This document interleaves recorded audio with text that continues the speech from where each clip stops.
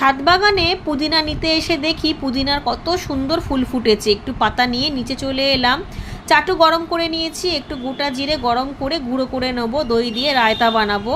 ঘরে পাতা টক দই নিয়ে নিয়েছি অনেকটা পরিমাণে।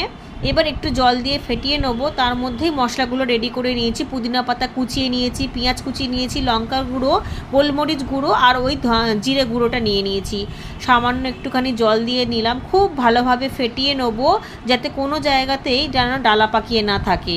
সামান্য একটু নুন দিয়ে একটুখানি আদা বাটা দিয়ে দিলাম। আদাটা কিন্তু আমি থেতো করে খুব ভালো করেই বেটে নিয়েছি।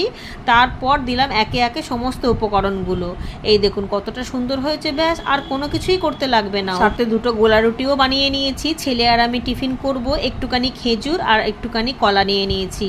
এই দেখুন ওপরে একটু পুদিনা পাতা দিয়ে দিয়েছি, দেখতেও সুন্দর লাগছে আর খুব উপকারী একটা জলখাবার। বাগানের টাটকা পুদিনা পাতা দিয়ে রায়তা তৈরি করে